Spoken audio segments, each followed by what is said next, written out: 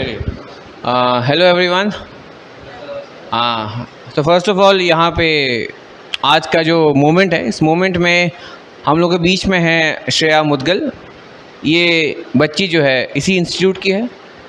इसने एनडीए का जो एग्ज़ाम है वो उसका रिटर्न क्लियर किया है। तो फर्स्ट ऑफ ऑल उसके लिए a huge round of applause please एक बार।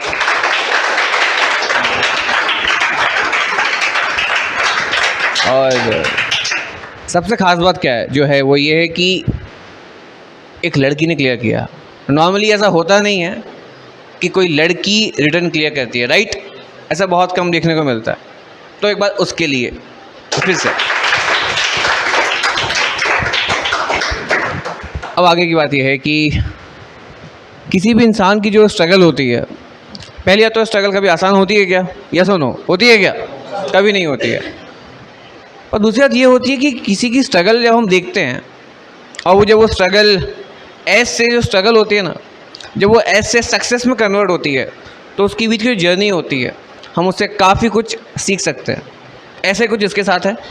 तो ये भी जो भी बातें श्रेया करेगी बहुत गहराई से देखना, ऑब्ज़र्व करना कि तुम इसकी स्ट्रगल से इसकी जो सक्सेस आई है उसमें खुद के लिए क्या सीख सकते हो। और साथ में एक बात बोलूँगा कि ये मत सोचना कि एक लड़की की स्ट्रगल है। जितनी भी यहाँ पे बच्चियाँ बैठी हैं वो तो सीखना ही सीखना, बॉयज़ भी सीखना, बिकॉज़ यहाँ पे बात सक्सेस की है, जेंडर की नहीं। बात समझ में आ रही है? और फिर एक बात याद रखना कि एक लड़की की स्ट्रगल बहुत मुश्किल होती है। Understood? So right now I am giving this mic to Shreya. This is all yours. और जो भी आपकी जर्नी रही है फर्स्ट पेपर से लेके इस अटेम्प्ट तक, please share. Hello friends, my name is Shreya Mudgal.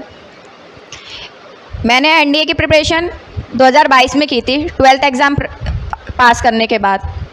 उसके बाद से ये मेरा थर्ड अटेम्प्ट था जिसमें मैंने इसको क्लियर कर पाया। फर्स्ट अटेम्प्ट में मैंने मैथ्स का कट ऑफ क्लियर नहीं हुआ था क्योंकि उस टाइम पर प्रॉपर मैथ्स का कवर नहीं हो पाया था। पहले जो मैथ्स टीचर थे तो उनसे थोड़ा प्रॉपर नहीं हो पाया था, लेकिन लास्ट के 2 मंथ्स में राहुल सर आए थे तो उनसे मैंने लिया था क्लासेस मैथ्स की, लेकिन वो 2 महीने में थोड़ी स्पीड के कारण प्रॉपर नहीं हो पाया था। तो फर्स्ट अटेम्प्ट में मेरा मैथ्स का क्लियर नहीं हुआ, लेकिन फर्स्ट अटेम्प्ट में नहीं क्लियर कर पाई तो मैं बहुत रोई थी। लेकिन फिर मैंने एक बार और कहा कि एक बार और सेकंड अटेम्प्ट में और देकर देखती हूँ। लेकिन सेकंड अटेम्प्ट में भी मैथ्स का कट ऑफ क्लियर हो गया था, लेकिन जो जीएस है उसमें मेरी नेगेटिव मार्किंग ज़्यादा हो गई थी क्योंकि मैंने क्वेश्चन ज़्यादा अटेम्प्ट कर दिए थे तो मेरे गलत ज़्यादा हो गए थे।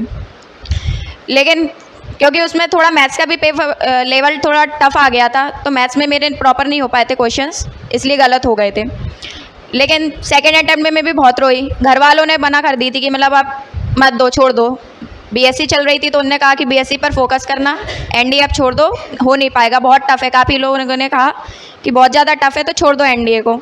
लेकिन उस टाइम मैंने तो सोचा कि देख ही रहूँगी, तो मैंने दोबारा से उसको प्रिपरेशन की।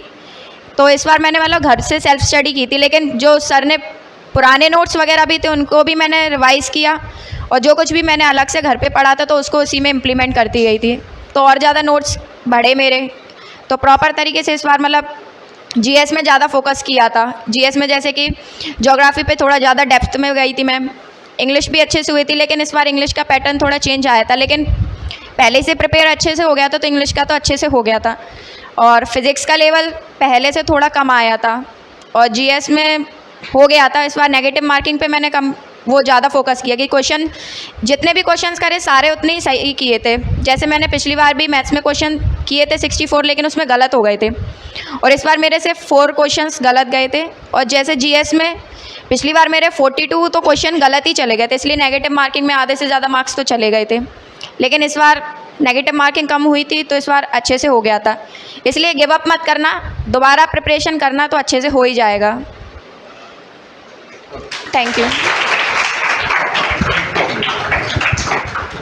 तो अच्छा, सबने आगे देख लिया।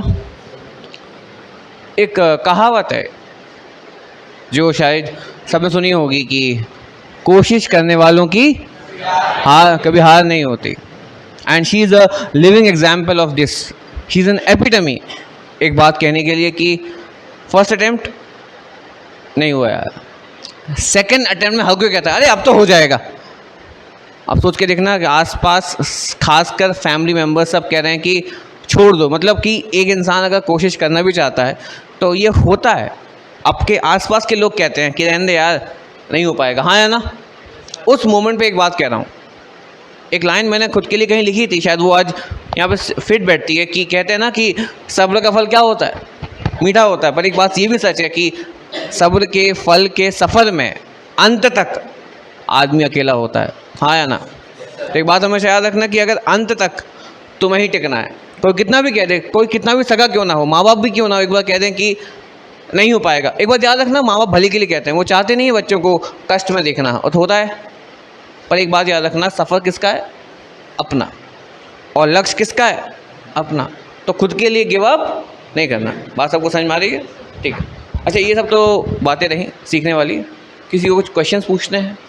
Anyone has any kind of query पूछ सकता है? एनीवन पूछ लो, मौके बाबा नहीं मिलते।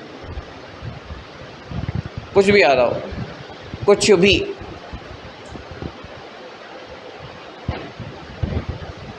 यही होता है,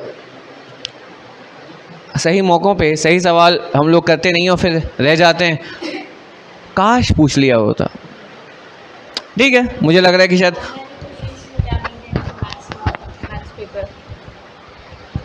How many questions you have attempted in maths? इस बार मैंने 63 क्वेश्चंस अटेम्प्ट किए थे, जिसमें से 4 रॉन्ग हो गए थे, बाकी 59 सही थे। मतलब अप्रोक्सीमेटली 60 करेक्ट थे आपके? हाँ, अप्रोक्सीमेटली 60 करेक्ट, मतलब 2.5, मतलब मेरे 144 मार्क्स आए थे मैथ्स में इस बार। टोटल ओवरऑल मेरे 396 थे, 252 जीएस में और 144 इसमें और मैथ्स में। इतनी हमें नॉलेज, शायद कट ऑफ मैथ्स का 75 होता है और उसके सीधे दुगने मार्क्स। छोटी बात है कि हमारी तो फिर ये पिछली बार क्लियर किया, इस बार फोड़ दिया। ठीक है, और एनीवन कोई और सवाल?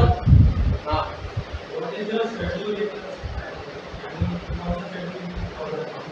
शेड्यूल के तो पूछना मत, क्योंकि रात भर पढ़ा है मैंने। लास्ट टाइम में तो रात में सोती भी नहीं थी, सुबह 4-5 बजे तक पढ़ी हूँ।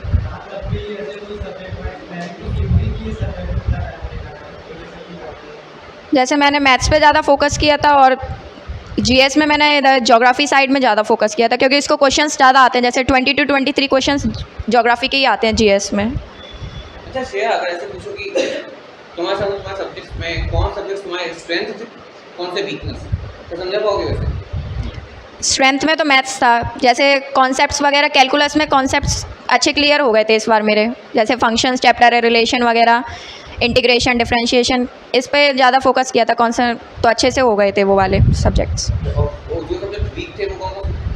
वीक में जैसे मेरे फिजिक्स में न्यूमेरिकल नहीं बनते मेरे से। अच्छा, तो जब स्टडी करने जाती थी तो स्ट्रेटजी क्या होती थी कि फिजिक्स से न्यूमेरिकल कब अटेम्प्ट करने हैं, शुरू में करने हैं, आखिरी में करने हैं? नहीं, जैसे मैंने कुछ एग्ज़ाम पेपर देख के, वो तो पहले स्टार्टिंग में वो क्वेश्चंस करो जो आ रहे हैं। जैसे मेरे फर्स्ट आवर में मैंने पूरा पेपर देख लिया था, पूरा कंप्लीट हो गया था। जैसे जीएस का भी, जैसे 2 बजे से स्टार्ट होता है, नहीं 2:30 बजे से स्टार्ट होता है, तो 3:30 तक मैंने पूरा देख लिया था एक बार। 1 घंटे में मेरे कंप्लीट हो गए। तो उसके बाद तो मैं आराम से करती गई थी, जो क्वेश्चंस आते गए थे, थोड़ा फोकस किया तो फिर होते गए क्वेश्चन। लास्ट में 95 क्वेश्चंस अटेम्प्ट हुए थे मेरे जीएस में। हाँ, नहीं वही की थी। मॉक टेस्ट ज़्यादा लगाना, क्योंकि उससे मतलब पता चल जाता है कि कितने मार्क्स आ रहे, स्पीड भी बढ़ती है। जैसे पिछली सेकंड अटेम्प्ट में मैंने बहुत सारे मॉक टेस्ट लगाए थे, यहीं पे कोचिंग भी लगाती थी, तो सर से बहुत सारे मॉक टेस्ट दिए थे पिछली बार। अच्छा, मेरे 2 क्वेश्चन था। पहला, रिवीजन की क्या वैल्यू और दूसरा मॉक टेस्ट की क्या वैल्यू? रिवीजन तो जितना करोगे उतना ही अच्छा है, क्योंकि जैसे जीएस में कहो तो वो जितना रिवाइज़ करोगे तो उतना ज़्यादा अच्छे से याद होता जाएगा।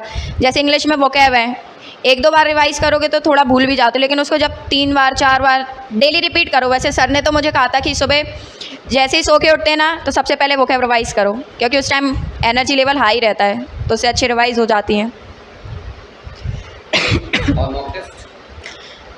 मॉक टेस्ट से आपको अपनी स्पीड का पता चल जाता है, और जो भी आप मिस्टेक कर रहे हो तो वो भी पता चल जाता है। एनालाइज करना चाहिए बाद में कि हमने जैसे जो जो क्वेश्चंस गलत करें तो उन पे ज़्यादा फोकस करो, सही करें वो तो सही हो ही जाएंगे, गलत करें तो उन पे ज़्यादा फोकस करो। और तुम्हारे साथ से एक स्टूडेंट की जर्नी होती है, तुम्हारे साथ से एक स्टूडेंट क्या सबसे बड़ी गलती करता है एग्जाम की प्रिपरेशन के टाइम जो उसकी सक्सेस आने नहीं देती? कभी कभी ये भी होता है कि बच्चा लास्ट में रिवाइज नहीं करता, तो शायद इस वजह से हो जाता है। एक ये रिवीजन, इसलिए शायद कहा गया है कि revision is the key to success. ज़रूरी है ना। और एक चीज़, अच्छा एक चीज़ और कि कई बार बच्चे क्या करते हैं कि एक सोर्स से पढ़ाई करते हैं, फिर थोड़ा सा लगता है कि यार दूसरा ही पढ़ लो। जैसे मान लो फिजिक्स पढ़े, एक बुक से खत्म किया, फिर दूसरा बुक उठा लिया, फिर तीसरा बुक उठाया। ये स्ट्रेटजी सही है या गलत, या फिर एक सोर्स पे ही स्टिक करो, फिर रिवाइज करो बाद में? पहले एक को ही रिवाइज करो। अगर आपका एक बुक का पूरा अच्छे से रिवाइज हो गया तो भले ही आप सेकंड पे जा सकते हो। जब तक फर्स्ट का रिवाइज अच्छे से नहीं हुआ तो फिर सेकंड का कोई मतलब ही नहीं है ना, क्योंकि वो याद ही नहीं होगा। जब तक फर्स्ट प्रिपेयर नहीं अच्छे से तो फिर सेकंड में जाके क्या फ़ायदा। मतलब एक पे स्टिक रहना है, हाँ। मल्टीपल रिविजन्स नहीं करना। ठीक। कोई और सवाल किसी को? मुझे लग रहा है कि इसके अंदर कुछ नहीं जा रहा। हाँ पूछो। हाँ श्रेया, आप बीएससी कर रहे हो, आपने कॉलेज के साथ और ये एक्स्ट्रा स्टडी कैसे मैनेज करें? सब मेरे ख्याल से सभी लोगों के लिए जो शायद कॉलेज या फिर साथ में स्कूल को बैलेंस करते हैं, बड़ा मुश्किल होता है कि कॉलेज भी मेंटेन रखे या फिर अगर आपका स्कूल है तो स्कूल को भी लेके चल रहा है, और साथ में कॉम्पिटेटिव एग्जाम, उसकी जर्नी आसान तो बिल्कुल नहीं होता, बट मैनेज किया जा सकता है। कैसे करें शेयर? बेसिकली मेरा फर्स्ट और सेकंड अटेम्प्ट में तो मैंने मतलब जो कॉलेज लिया था तो मेरा प्राइवेट कॉलेज था, तो मुझे तो जाना ही नहीं था क्योंकि नीड नहीं थी उसकी। लेकिन जब वो थर्ड अटेम्प्ट में आई थी मैं, तो उसमें एग्ज़ाम जैसे 16 अप्रैल को कंप्लीट हुआ, तो उसके मेरे 2 महीने बाद ही मेरे एग्ज़ाम्स थे। तो मैंने घर पर ही जितना पढ़ सकी, मतलब जो मेन बेसिक कॉन्सेप्ट से क्वेश्चंस के, बस वो समझ के फिर मैं गई, तो एग्ज़ाम हो गया था क्लियर बीएससी का, तो फर्स्ट ईयर का। अब आप लोग जैसे रेगुलर वाले हो तो फिर वो तो थोड़ा उसके लिए टाइम तो निकालना पड़ेगा ना।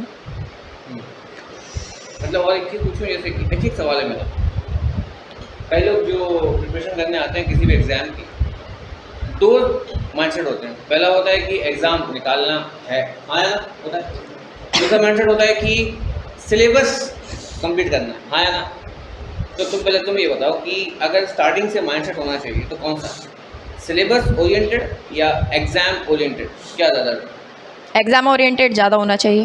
हाँ, और सिलेबस जब हम लोग ज़्यादा फोकस करते हैं तो क्या कभी ऐसा होता है कि हम एग्ज़ाम्स के जो अप्रोच होते हैं उसको मिस आउट कर जाते हैं? कभी ऐसा होता है? क्योंकि अभी जैसे आधा सिलेबस कंप्लीट हुआ तो अपन लोग फोकस करेंगे कि आगे का भी हो जाना चाहिए पूरा कंप्लीट। जितना हुआ है उस पर फोकस ही नहीं करते, तो जितना है तो वो प्रॉपर तरीके से प्रिपेयर नहीं हो पाता, जबकि हमें जो है हमारा पहले से उस पर थोड़ा ज़्यादा करना चाहिए। मेरे ख्याल से काफ़ी इन्फॉर्मेशन समझ में आ गई होगी, क्योंकि एक बात इतना बोलूँगा कि देखो, फेल तो ये बच्ची भी हुई है, सब लोग होते हैं, पर सक्सेस का सबसे अच्छा फॉर्मूला क्या है? जितनी बार फेल होना है और शिद्दत से होना, ये नहीं कि जानबूझ के फेल होना, ये नहीं। जेन्युइन अटैम्प्ट दिया, फेल हो गए, उससे सीखे और फिर नेक्स्ट अटैम्प्ट दिया। बात समझ में आ रही है? तो फेल तो होना पड़ेगा, ये तो परम सत्य है लाइफ का, हाँ या ना। फेल हो गए, फिर सक्सेस के कैसे आगे बढ़ोगे? उससे सीख के कि गलती क्या करी और इम्प्रोवाइज़ कहाँ पे हो सकता है। Understood everyone? हाँ या ना। तो किसी और को अगर कुछ क्वेरी हो तो पूछ सकते हैं, वरना फिर हम इस सेशन को यहीं पे एंड अप करते हैं। Anyone, any query? मेरे ख्याल से काफ़ी है, ठीक है। चलिए एक लास्ट में फिर से a huge round of applause for this champion girl out here. और कहना है क्या? Thank you. चलिए ठीक है।